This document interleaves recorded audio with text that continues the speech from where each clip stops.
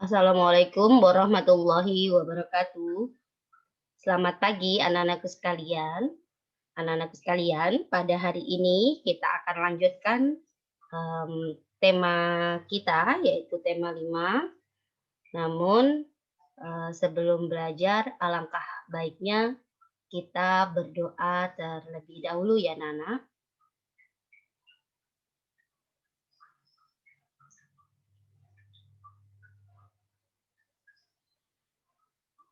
Baik, anak-anakku sekalian, eh, bagaimana kabar hari ini? Alhamdulillah ya, jika kalian semua dalam keadaan sehat walafiat. Teruslah berdoa, semoga kita segera diizinkan oleh Tuhan Yang Maha Esa agar kita bisa belajar di kelas dan bisa bertemu dengan teman-teman dan juga Bapak Ibu guru yang lain. Nah, anak-anakku sekalian, namun apapun keadaan kita harus tetap semangat belajar. Baik, kita akan masuk ke materi kita, yaitu tema 5, ekosistem, subtema 2, hubungan antar makhluk hidup dalam ekosistem pembelajaran 1. Adapun muatan pembelajarannya adalah bahasa Indonesia dan juga ilmu pengetahuan alam. Anak sekalian, materi ini terdapat pada kompetensi dasar yang akan kita bahas di semester 2. Namun penting untuk kalian menyimak materi ini sehingga nanti kalian akan memiliki wawasan muatan pelajaran sehingga kalian akan memahami apa yang akan disampaikan di pembelajaran selanjutnya. Anak-anak sekalian, di awal kita telah membahas tentang ide pokok. Jadi ide pokok itu adalah gagasan dasar yang terkandung dalam teks. Nah, anak-anakku sekalian, setiap teks itu memiliki gagasan dasar dalam pembuatannya. Nah, biasanya gagasan dasar ini sering kali kita sebut dengan ide pokok. Nah, ide pokok juga terdapat pada setiap paragraf dalam teks yang disajikan. Anak-anak, ide pokok berisi gagasan dasar mengenai suatu hal atau kejadian yang ingin disampaikan oleh pembuat teks. Nah, ide pokok dijadikan dasar dalam pembuatan teks, termasuk pada teks non-fiksi, gitu ya, Nana ya. Nah, untuk membuat sebuah teks, kita perlu atau penulis biasanya menentukan terlebih dahulu topik dan ide pokoknya. Nah, setelah itu, ide pokok tersebut dikembangkan anak-anak menjadi kalimat utama. Karena di kalimat utama terdapat ide pokok, gitu ya. Nah, jadi kalimat utama ini harus berisi informasi utama atau ide pokok yang menjelaskan dasar permasalahan di dalam teks, gitu ya. Nah, setelah kalimat utama terbentuk, barulah kalimat-kalimat tersebut dikembangkan anak-anak ya, dikembangkan menjadi paragraf atau teks non-fiksi. Nah, adapun hal-hal yang harus diperhatikan ketika mengembangkan ide pokok ya, adalah yang pertama, satu, membaca teks non-fiksi dengan seksama. Dua, menentukan ide pokok dari teks non-fiksi.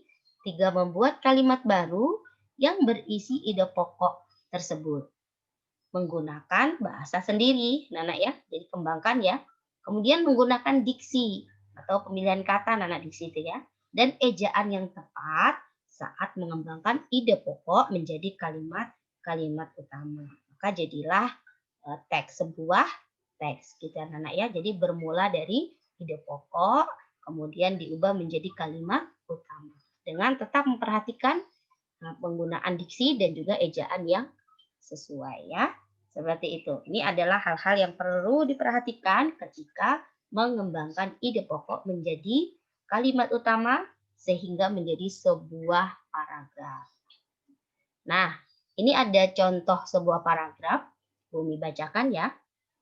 Meskipun sering dianggap sebagai hewan pengganggu, belalang ternyata memiliki kandungan nutrisi yang baik bagi tubuh manusia. Menurut beberapa penelitian, dalam tubuh belalang terdapat berbagai jenis kandungan nutrisi seperti protein, vitamin, asam lemak, esensial, dan mineral. Seekor belalang mengandung kurang lebih 20-40% protein serta 25-30% vitamin A dalam tubuhnya. Selain itu, pada kulit belalang juga terdapat zat kitosan seperti pada udang. Semua nutrisi tersebut sangat bermanfaat bagi pertumbuhan dan perkembangan tubuh manusia. Nah, ini adalah sebuah paragraf di mana kalimat utamanya itu terdapat di kalimat pertama, ya, di kalimat pertama pada paragraf ini ya Nana ya, yang Bu Umi beri warna kuning ya, itu adalah kalimat utama. Nah, di dalam kalimat utama itu terkandung ide pokok anak-anak atau gagasannya. Jadi ide pokoknya adalah belalang memiliki kandungan nutrisi yang cukup tinggi dan baik ya. Jadi ide pokok dan kalimat utama berbeda ya. Kalau kalimat utama tentu lebih panjang kalimatnya dibandingkan ide pokok. Umumnya demikian. Nah, ini kalimat utamanya, Nana. Nah, dari ide pokok ini kalian boleh mengembangkan lagi dengan bahasa kalian sendiri ya, dengan kalian sendiri kalimat kalian sendiri.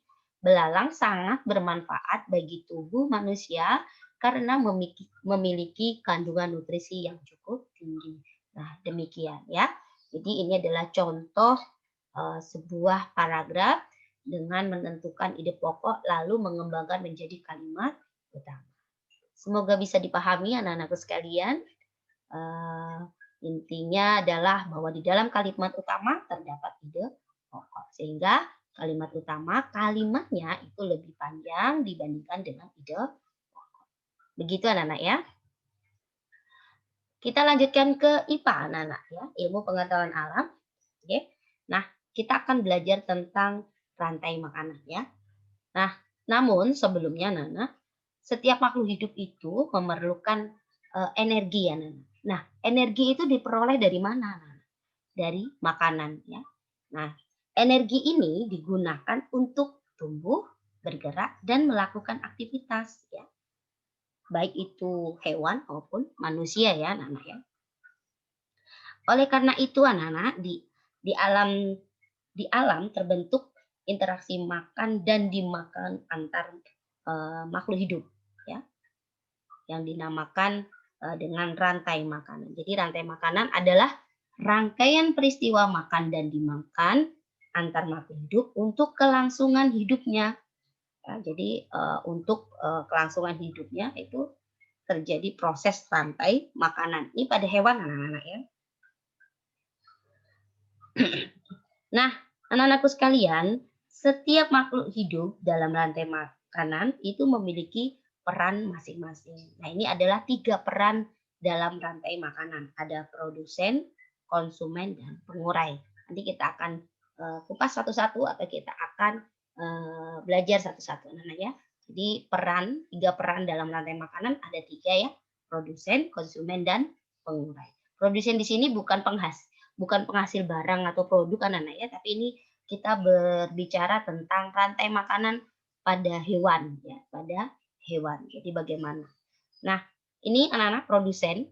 Jadi peran yang pertama adalah produsen. Jadi produsen ini adalah makhluk hidup yang dapat membuat makanan sendiri melalui proses fotosintesis.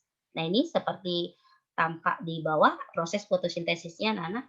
Ada karbon dioksida. Jadi prosesnya itu campurannya ini anak rumusnya ya. Jadi proses kimianya adalah karbon dioksida atau 6CO2 ditambah air atau 6H2O. Kemudian harus ada cahaya matahari. Kemudian tumbuhan itu adalah tumbuhan klorofil atau zat hijau daun. Kemudian menghasilkan. Jadi karbon dioksida ditambah air ditambah cahaya matahari dan klorofil menghasilkan karbohidrat. Ya, dan juga oksigen. Karbohidrat biasa disebut dengan glukosa atau zat gula. Nah, ya. Nah, ini adalah proses fotosintesis ya. Jadi tumbuhan itu dapat melakukan proses fotosintesis atau pembuatan makanan sendiri dengan proses kimia seperti ini ya.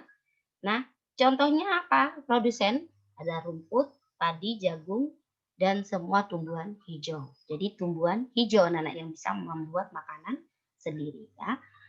Lalu produsen ini juga mampu mengubah energi cahaya matahari menjadi energi kimia ya, yang menjadikan karbohidrat dan juga oksigen. Anak-anak ya, yang oksigen kita hirup adalah hasil dari fotosintesis tumbuhan ya, yang diperlukan oleh hewan dan manusia. Cukup dipahami ya anak-anak ya. Kita lanjutkan. Nah, peran yang kedua adalah konsumen. Nah, konsumen ini adalah makhluk hidup yang tidak dapat membuat makanan sendiri. Ya, contohnya adalah hewan. Jadi, peran yang konsumen ini adalah hewan. Kalau produsen tadi adalah tumbuhan anak-anak ya. Jadi, hewan tidak bisa berperan sebagai produsen karena tadi tidak dapat membuat makanan sendiri. Maka dia berada di posisi konsumen. Nah, konsumen sendiri terbagi menjadi 3 tingkatan anak-anak. Konsumen tingkat pertama, ya, konsumen tingkat kedua, dan konsumen tingkat ketiga. Konsumen tingkat pertama itu kelompok hewan pemakan tumbuhan atau herbivora. Jadi dia makannya tumbuhan anak-anak ya. Dari makan dari produsen tadi ya, tumbuhan tadi. Contohnya kambing, ya, rusa, belalang. Masih banyak yang lain ya, sapi, kerbau dan lain-lain ya. Ulat dan lain-lain ya. Nah, lalu berikutnya adalah konsumen tingkat 2. Nah, kalau konsumen tingkat 2 ini adalah kelompok hewan pemakan hewan lain atau masuk dalam kategori karnivora atau omnivora. Ya. Ini contohnya ada katak, ular, tikus. Ya, tikus ini omnivora, anak ya. Ayam ini juga omnivora. Kalau ular itu karnivora, anak ya. Ayam nggak suka rumput soalnya. Kalau tikus dan ayam masih suka rumput, masih suka daging, anak-anak ya. Maka dikategorikan dalam omnivora, memakan segalanya ya. Nah, lalu konsumen tingkat 3. Konsumen tingkat 3 ini adalah kelompok hewan karnivora yang tidak ada pemangsanya. Contohnya singa, elang, harimau ya. Nah, ini adalah tingkatan pada konsumen. Jadi ada tingkatan 1, 2, dan 3. Seperti itu anak-anak ya. Kita lanjutkan ke peran yang ketiga, yaitu pengurai. Jadi pengurai ini adalah makhluk hidup yang dapat menguraikan sisa-sisa tubuh makhluk hidup lain yang telah mati. Jadi ketika konsumen tingkat 3 tadi mati gitu anak-anak ya, dia telah ini misalnya ibaratnya sudah mati gitu ya, maka tugas pengurai lah untuk menguraikan sisa-sisa tubuh makhluk hidup. Nah, hasil hasil dari menguraikan sisa-sisa tubuh makhluk hidup artinya di sini hewan yang telah mati, tubuh hewan yang telah mati anak-anak, itu menghasilkan zat-zat kimia dan nutrisi yang dibutuhkan oleh produsen. Kemana arahnya? Ke tanah anak-anak ya. Jadi tanah tadi adalah tempat tumbuhnya produsen atau tumbuhan. Contohnya apa pengurai? Ada cacing tanah, jamur, bakteri. Nah, seperti itu. Ini adalah tugas dari pengurai atau peran dari pengurai ya. Baik, Bumi contohkan rantai makanan. Ada 2 gambar di sini anak-anak. Kalau dilihat panahnya, yang pertama ada katakan produsen ya, tumbuhan warna hijau, belalang, ilalang atau padi gitu dimakan oleh belalang, lalu belalang dimakan oleh katak ya, yang Bumi tunjukkan katak. Ya, jadi rumput dimakan belalang, belalang dimakan katak, katak dimakan ular, lalu ular mati, diuraikan oleh jamur, ini ya jamur. Nah jamur akan menghasilkan uraian ini, lalu digunakan lagi mengandung nutrisi tadi yang Bu bilang zat kimia yang diperlukan oleh produsen. Nah di gambar kedua ini adalah padi ya anak ya. Padi ada matahari, ini matahari air ya. Ini adalah proses yang diperlukan oleh produsen padi ya, untuk menghasilkan makanannya sendiri. Nah ini ternyata padi dimakan oleh burung. Nah ini dimakan oleh burung ya anak-anak. Makan oleh burung. Kemudian burung dimakan oleh ular sawah. Ini konsumen 2. Ini konsumen 1 burungnya. Kemudian konsumen 3-nya adalah elang. Ini elangnya anak-anak ya. Elang mati. Anak-anak ya, elang mati. Jadi matinya kenapa Bu? Ya banyak sekali matinya ya. Mati karena mungkin kena hujan atau mungkin karena segala sesuatu ya anak-anak ya. Bisa aja semua makhluk hidup kan pas kematian lalu mati diuraikan oleh bakteri. Bakteri menghasilkan zat-zat kimia dan nutrisi yang dibutuhkan oleh produsen. Jadi ini adalah rantai makanan berputar siklusnya. Nah, kalau gambar yang di sini yang kembali ke awal, belalang ini adalah konsumen tingkat 1, katak konsumen tingkat 2, ular konsumen tingkat 3 dan pengurai. Nah, mungkin anak-anak sudah paham rantai makanan. Nanti kalian boleh melihat lagi ya di buku kalian atau mencari di internet. Baik anak-anak sekalian, hanya itu yang dapat Bumi sampaikan. Belum ada tugas anak-anak karena materi ini seperti yang Bumi sampaikan di awal ada di semester 2. Nanti ketemu lagi di semester 2 anak-anak ya. Terima kasih. Hanya itu yang dapat Bumi sampaikan. Mohon maaf jika ada tutur kata Bumi yang kurang berkenan. Terus patuhi protokol kesehatan, jaga diri dan juga jaga kesehatan, dan juga anak-anak selalu berdoa kepada Allah Subhanahu wa taala, Tuhan Yang Maha Esa, agar kita selalu diberikan kesehatan serta keselamatan. Akhir kata, wabillahi taufik wal hidayah.